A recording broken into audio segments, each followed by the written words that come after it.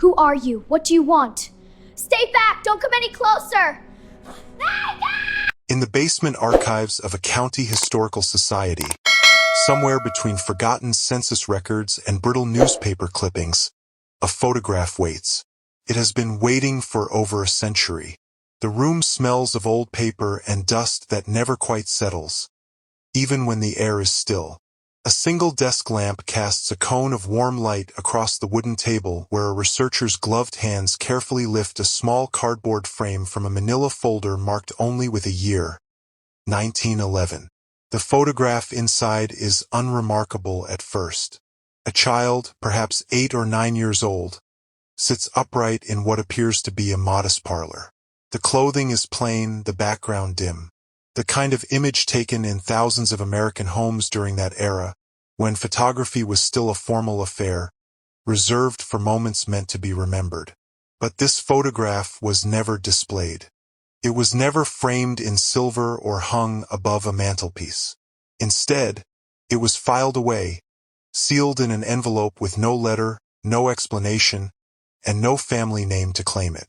The researcher adjusts the lamp and leans closer. At this distance, the child's face is a blur of sepia tones, the features soft and undefined by age and grain. But something about the posture feels wrong. The hands are too rigid. The eyes, even in their faded state, seem to stare not at the camera, but past it.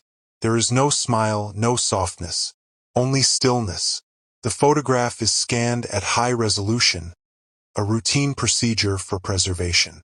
The image is uploaded, magnified, sharpened by software designed to recover lost details. And that is when the ordinary becomes impossible. Under magnification, the child's face does not clarify. It fractures. The eyes, once thought to be simply looking away, now appear unfocused in a way that defies the physics of a camera lens. The mouth, barely visible in the original print, seems to rest in an expression that is neither peaceful nor neutral. It is the face of someone who has stopped trying to be seen. But it is not the face alone that disturbs. It is what the magnification reveals in the shadows behind the child, in the faint textures of the room, in the unnatural stiffness of the pose. This photograph, taken over 100 years ago, may not have been a portrait at all. It may have been evidence. And if that is true, then for more than a century, a crime has been sleeping in plain sight, waiting for someone to finally look closely enough to see it. The child's face occupies the center of the frame, but it does not command it. That is the first thing the experts notice. In every other child portrait from 1911, the subject is composed with care.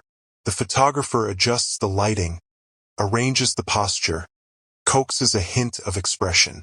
Children were told to sit still, to look dignified, to honor the occasion. But this child was not composed. This child was placed. A photographic historian examines the scan with clinical precision. She points to the angle of the head, the slackness in the jaw, the way the shoulders slump forward as though unsupported. In 1911, cameras required long exposure times, sometimes several seconds. Subjects had to remain perfectly still or the image would blur. Children, especially, were difficult to photograph. They fidgeted, blinked, turned their heads. But this child is motionless in a way that suggests something beyond obedience. The lighting is wrong, too. Studio portraits of the era used natural light from large windows or carefully positioned oil lamps to create soft, even illumination. But in this photograph, the light comes from an unnatural angle, casting harsh shadows across the child's face. One side is overexposed, almost bleached. The other side disappears into darkness. It is the kind of lighting that results from haste, from improvisation, from someone who did not care about the quality of the image, only that it existed. Then there are the eyes. In most photographs from this period, even when subjects are told to look at the camera, there is a flicker of life, a facial tension that betrays awareness. But this child's eyes are flat, not closed, not blinking, but open and empty, as if the lens captured a moment when no one was home. Modern software analyzes the pixel patterns and confirms what the historian suspected. The focus is wrong. The child's face is slightly out of focus, while objects in the background, farther from the camera, are sharper. This should not be possible with the fixed focus lenses of 1911. There is one more detail that makes no sense.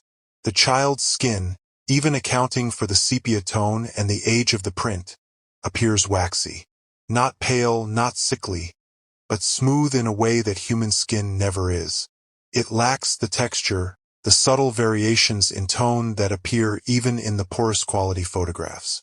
One forensic analyst, consulted quietly and without context, offers a single observation. The skin looks post-mortem.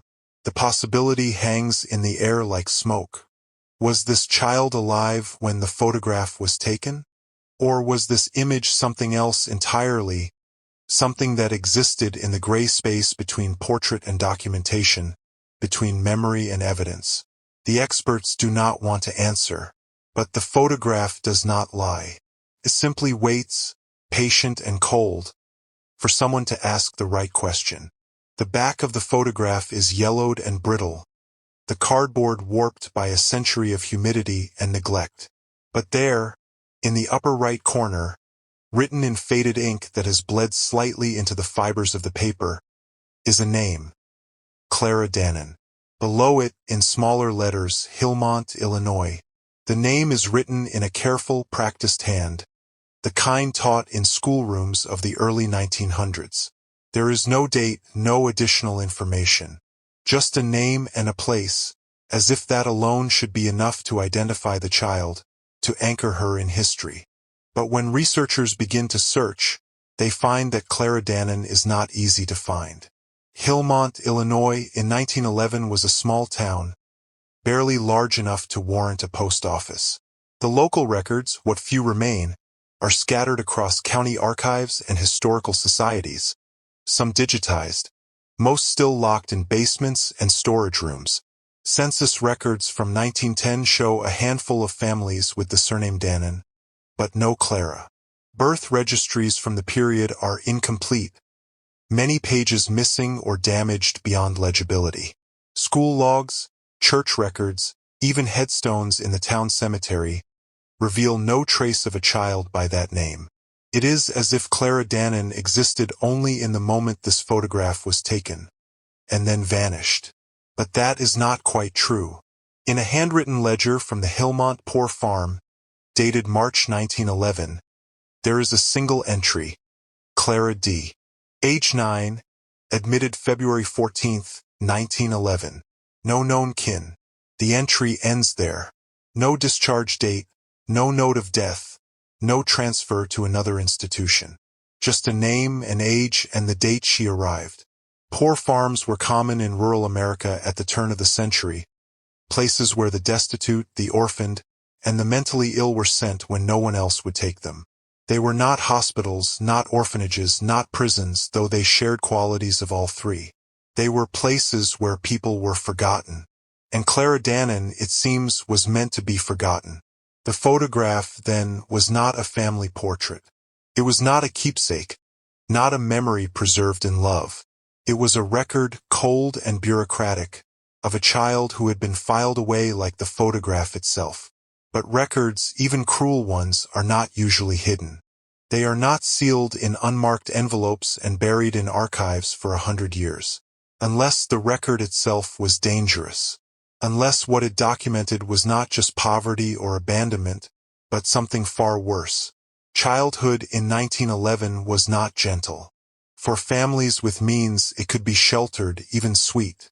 But for the children of the poor, for orphans and wards of the state, life was a series of small cruelties dressed up as discipline, labor disguised as moral instruction. Children worked in factories, in fields, in the cold back rooms of tenement buildings, their small hands valued for their ability to reach into machines, to tie delicate knots, to go unnoticed. In places like the Hillmont Poor Farm, children were expected to earn their keep. They scrubbed floors, hauled water, tended livestock, mended clothes until their fingers bled. Discipline was swift and often brutal.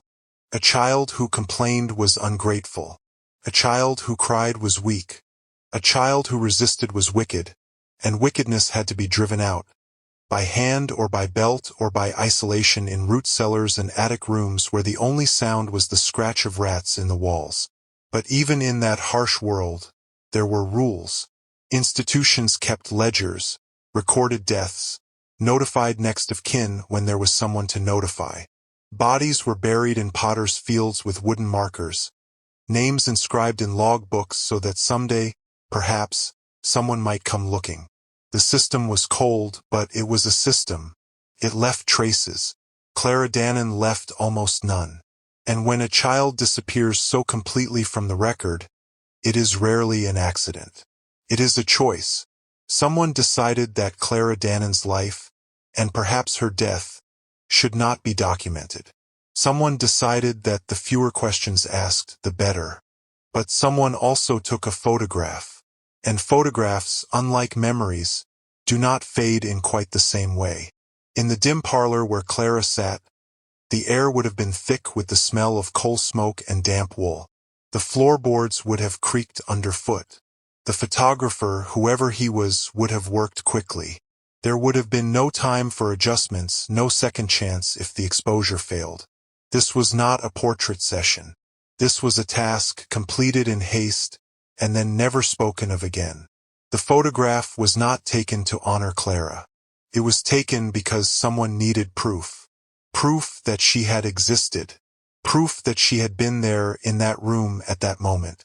But proof of what exactly? And for whom? Those questions do not have easy answers. But they have answers. And the photograph, patient and silent, holds them all. For weeks, the photograph is studied, analyzed, debated. Experts pore over every pixel, every shadow, every barely visible texture.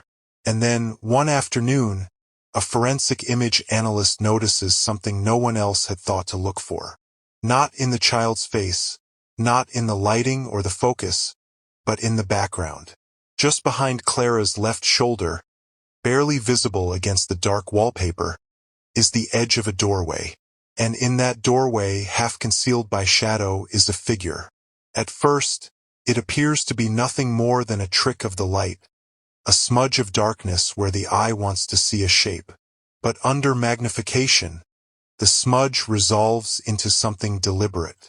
The outline of a shoulder, the suggestion of a hand resting against the doorframe, and, most disturbingly, the faint oval of a face, turned slightly toward the camera, as if aware of its presence. The figure is not in focus. It is not meant to be seen, but it is there, undeniably there, watching. The photographer, intent on the child in the center of the frame, either did not notice or did not care. But someone else was in the room when this photograph was taken. Someone who chose to remain hidden, or who was meant to remain hidden. And the question becomes, who was this person and why were they there? Photographs from the early 1900s were not candid. They were staged, controlled, deliberate. Every element in the frame was chosen. If someone appeared in a photograph, it was because they were meant to be there. But this figure was not posed. It was not part of the composition. It was an intrusion, a presence that slipped into the frame unnoticed, or was allowed to remain because removing it would have required reshooting the image, and there was no time or no film or no willingness to try again. Experts in Victorian and Edwardian photography recognized the pattern. In institutions, particularly those that housed children or the mentally ill, photographs were sometimes taken not for families but for records, medical records, legal records, evidence of condition, of treatment, of compliance. And in those photographs, staff members often appeared in the background, not as subjects but as witnesses, silent enforcers of the institutional order.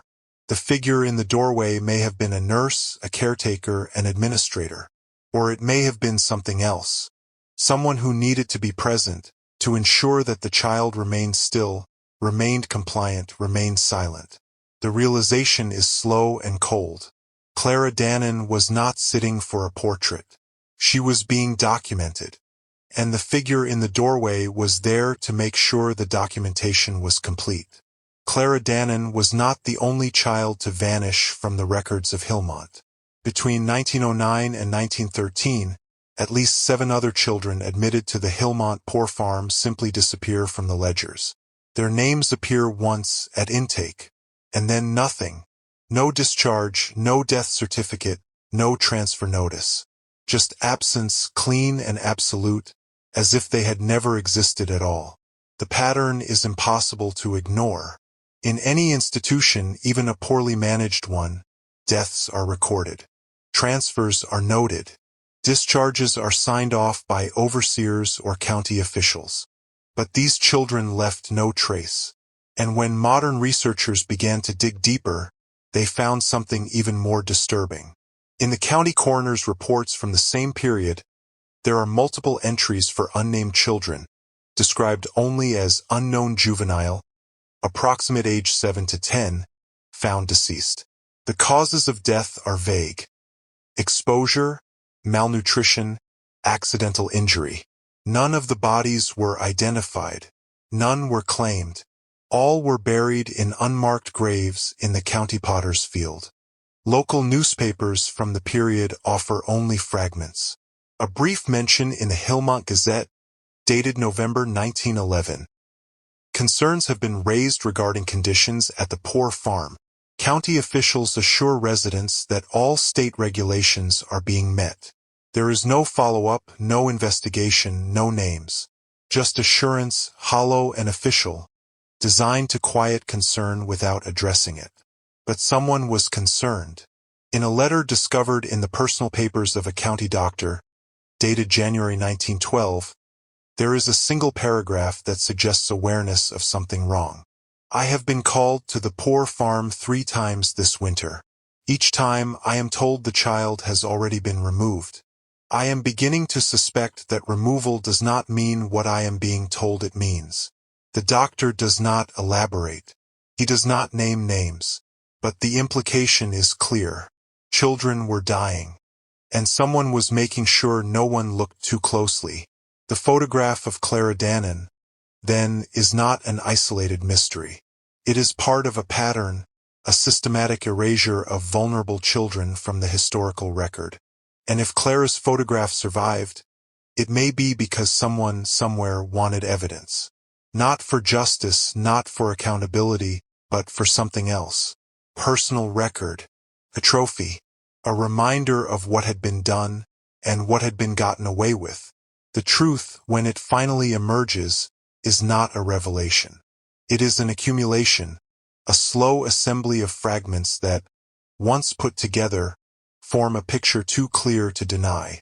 The photograph of Clara Dannon was not taken by a family member, not by a traveling photographer hired for a special occasion. It was taken by someone with access to the children at the Hillmont Poor Farm, someone who had the means and the privacy to set up a camera, to pose a child, to develop the image without oversight or question. The photographer's identity is never confirmed with certainty, but records suggest a man named Elias Gent, listed in county documents as a superintendent's assistant at the Poor Farm between 1909 and 1913. His name appears on requisition orders for supplies, on disciplinary reports, and, most tellingly, on a receipt for photographic equipment purchased in the spring of 1911. Gent is described in one contemporary account as severe in manner, but attentive to the moral instruction of the inmates. Another source, a former resident of the Poor Farm interviewed decades later, remembers him only as the man who took children to the basement. The basement of the Hillmont Poor Farm no longer exists.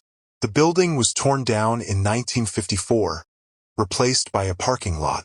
But architectural plans archived in the county records show a series of small rooms beneath the main structure, used for storage, laundry, and, according to one notation, isolation and discipline.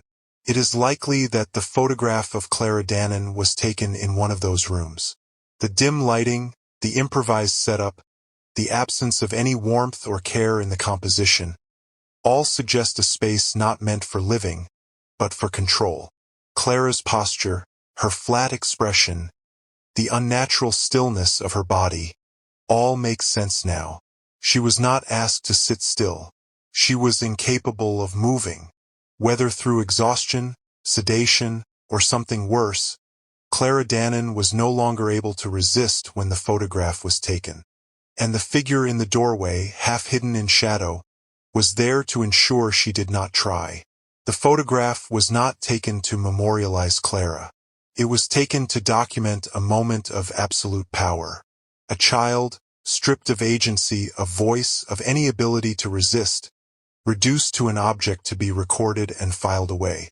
The photograph survived not because it was treasured, but because it was evidence of control. And when Elias Gent disappeared from the records in 1913, the photograph was left behind, sealed in an envelope, forgotten but not destroyed.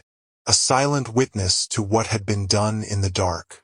The photograph of Clara Dannon is no longer just an artifact.